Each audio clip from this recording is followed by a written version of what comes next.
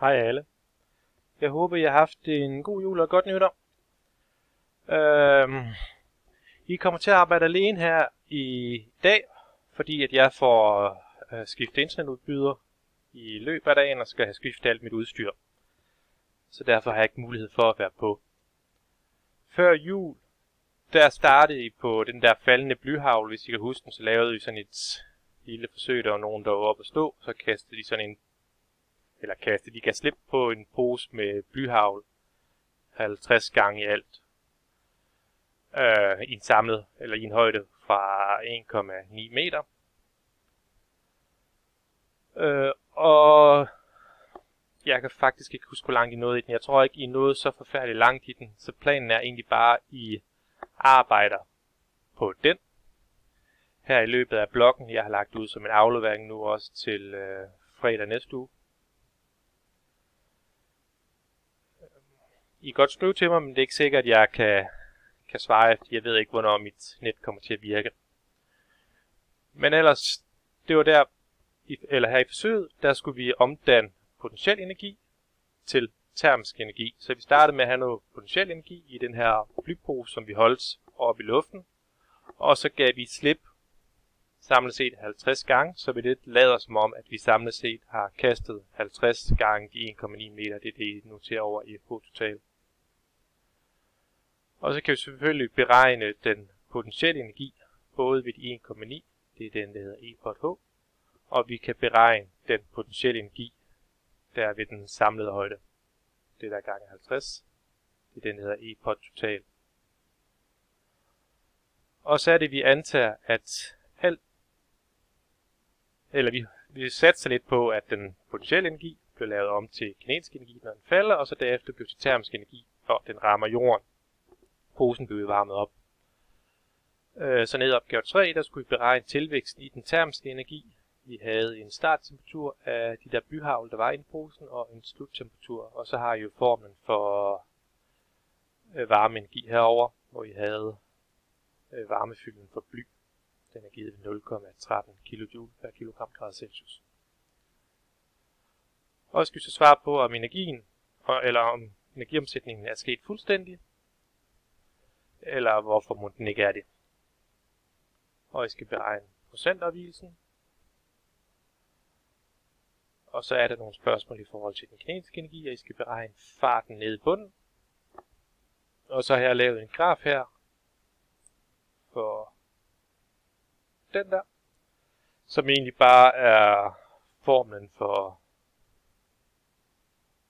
farten, egentlig, hvis man isolerer i en formel. Og skal jeg argumentere for, om den er realistisk. At I kan se herude, at der har vi højden i meter, og heroppe der har vi farten. Så jo længere vi falder, jo hurtigere bliver farten, og den vil fortsætte sådan uendelig lang tid.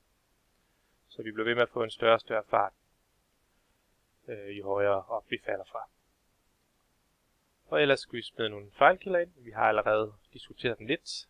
Jeg håber, I noterer dem. Og så konkludere på resultatet.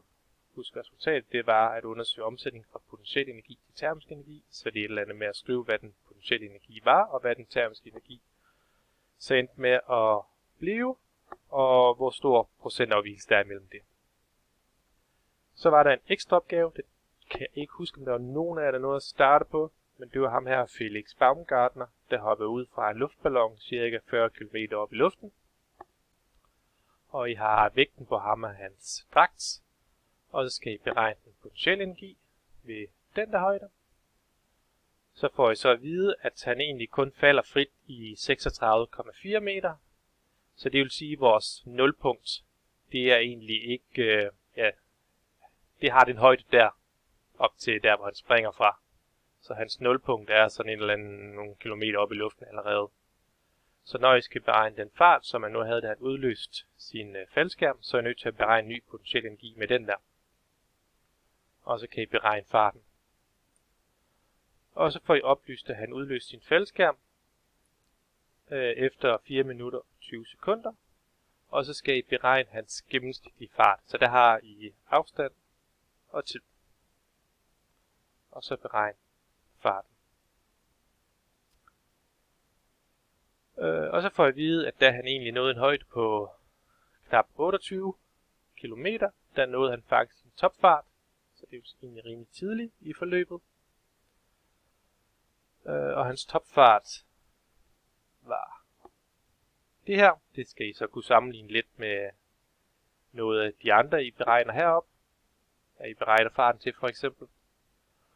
Og da han udløser sin faldskærm, altså efter de der 36 km cirka, så havde han kun en fart på 190 km i timen. Så han har mistet ret meget fart i hans frifald. Og det skal I prøve at forklare, hvor I så bruger den figur hernede. Hvor I har Felix' fart. I kan se, at den stiger meget kraftigt i starten. Og så når han et maksimum. Og så mister han egentlig fart igen. Indtil han så bruger sin faldskærm. Den er vist ikke engang herude, fordi det var 4 minutter hen, så det er lidt længere ude, at den egentlig bruger sin faldskærm. Bemærk farten her i meter per sekund. Ja. Og den grønne her, det er så lydens fart. Så I kan overveje, hvorfor man dender det på. Og hvorfor I kan se, at den har sådan en sjovt hop lige her.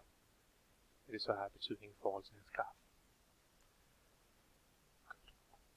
Det I når at lave, det kan I lægge ud under elevfeedback, og så skimmer jeg det lige igennem for at se, hvad vi så lige gør i forhold til bloggen på torsdag, tror jeg det er, hvor jeg regner med at komme på Teams.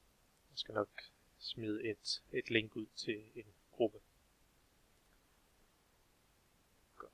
Jeg håber, det giver mening, ellers så skriv, så svarer jeg på et eller andet tidspunkt, som jeg nu kan, ellers så kan jeg måske se på min telefon. God aften.